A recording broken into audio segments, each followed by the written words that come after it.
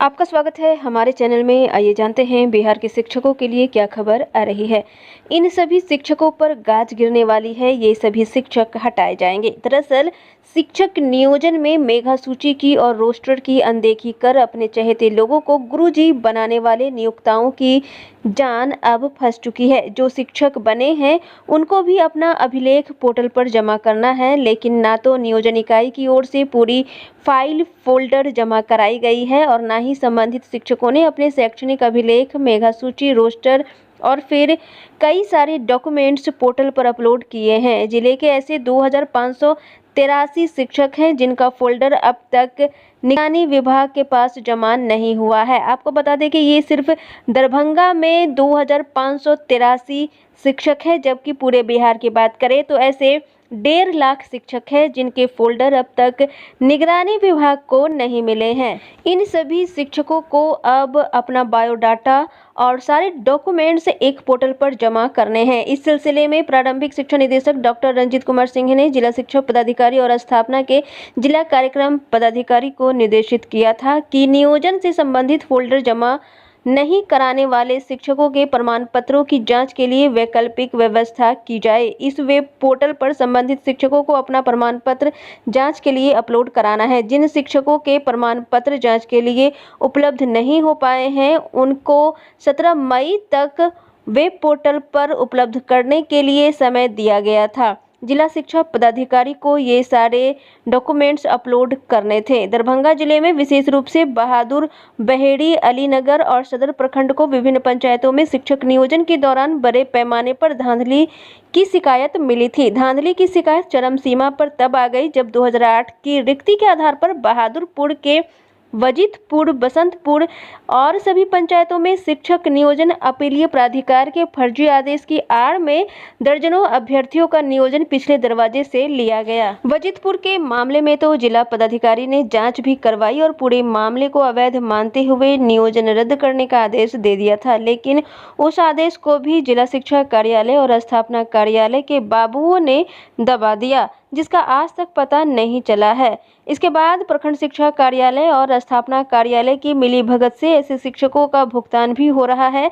धांधली की शिकायत तो पूरे बिहार से आई थी। इसी आधार पर पटना उच्च न्यायालय ने सरकार को निगरानी जांच का आदेश दिया था। इसके बावजूद फर्जी प्रमाण पत्र के आधार पर रोस्टर और मेधा सूची को सही बताते हुए नियोजन करने वाली इकाइयों ने निगरानी महकमे को भी उनका फोल्डर उपलब्ध नहीं कराया है।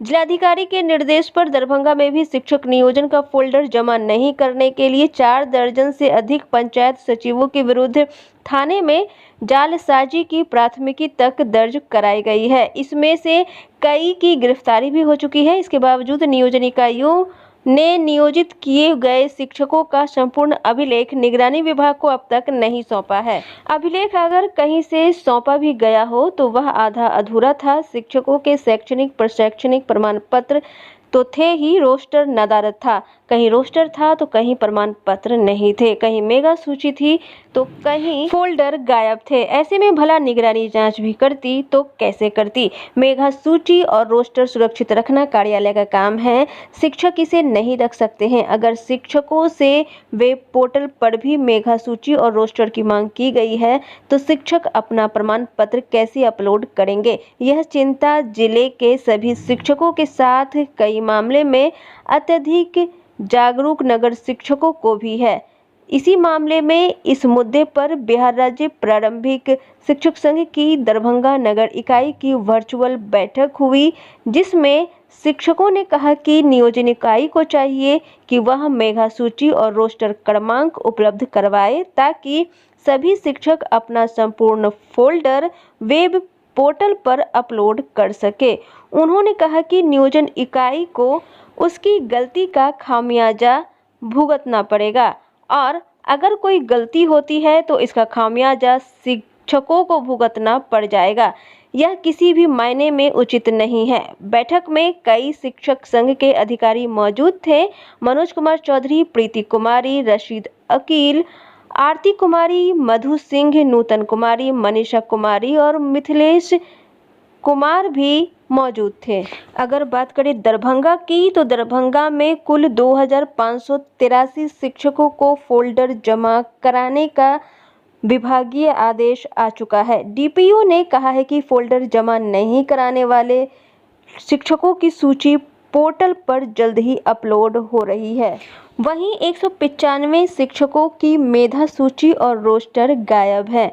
तो इन सभी शिक्षकों को अपना जो फोल्डर है और प्रमाण पत्र है वो वेब पोर्टल पर अपलोड करेंगे। इस संबंध में सभी जिले के डीपीओ ने निर्देश दे दिया है। सभी शिक्षकों को जल्द से जल्द अपना सर्टिफिकेट और फोल्डर वेब पोर्टल पर जमा करना है। अगर शिक्षक ऐसा नहीं करते हैं तो शिक्षक की नौकरी भी जा सकती है और इसके साथ ही उन पर कार्रवाई भी शिक्षा विभाग के द्वारा की जाएगी। इसके अलावा खबर आ रही है कि कोरोना महामारी के चलते बच्चों की शिक्षा बेपटरी हो चुकी है। बिहार सरकार की मेहनत रंग लाई तो बच्चे डिजिटल डिवाइस से ऑनलाइन पढ़ाई करेंगे। इसके लिए राज्य सरकार ने 1ली से 12वीं कक्षा के विद्यार्थियों की ऑनलाइन पढ़ाई के लिए डिजिटल डिवाइस मुहैया कराने की मांग केंद्र सरकार से की है। इसके साथ ही बिहार ने डिजिटल डिवाइस का प्रावधान समग्र शिक्षा अभियान में करने का भी अनुरोध किया है। महत्वपूर्ण यह है कि केंद्र सरकार ने डिजिटल डिवाइस बिहार सरकार को उपलब्ध कराने का भरोसा भी दिया है।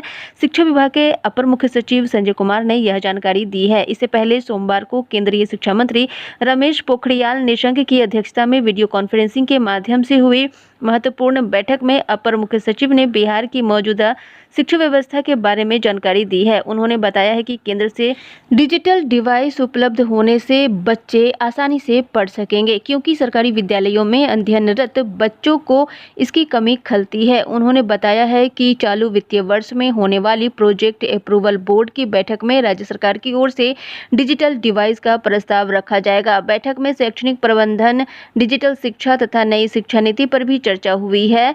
इधर अपर मुख्य सचिव संजय कुमार ने बताया कि केंद्रीय शिक्षा मंत्री के समक्ष चालू सत्र में मार्च में बड़े पैमाने पर चलाए गए नामांकन अभियान के बारे में जानकारी दी गई है। पहली, छठी तथा 9वीं कक्षा के अतिरिक्त अन्य सभी कक्षाओं में लगभग 36 लाख बच्चों का नामांकन कराया गया था और इस शैक्षणिक सत्र में सुचारू रूप से विद्यालय नहीं चलने के कारण बच्चों में किए गए अप्रैल से 3 माह के कैचअप कोर्स की संपूर्ण तैयारी पूर्ण कर ली गई है, लेकिन विद्यालय बंद होने के कारण इसे प्रारंभ नहीं किया जा सका। फिलहाल कक्षाएं दूरदर्शन बिहार और ऑनलाइन ऐप पर चल रही है, लेकिन बड़ी संख्या में बच्चे इसका लाभ नहीं उठा पा रहे हैं। इसका मुख्य कारण है कि सरकारी स्कूलों के बच्चों के पास इलेक्ट्रॉनिक डिवाइस नहीं है। इसलिए बिहार सरकार केंद्र से अनुरोध कर रही है कि जल्द से जल्द इन सभी बच्चों को डिजिटल डिवाइस उपलब्ध कराया जाए। आज की खबरों में बस इतना ही। शिक्षक संबंधी सभी प्रकरणों के लिए चैनल को सब्सक्राइब करें। अगर आपको ये वीडियो पसंद आया है तो वीडियो को लाइक एवं शेयर करें। वीडियो देखने के लिए बहुत बहुत धन्यवाद।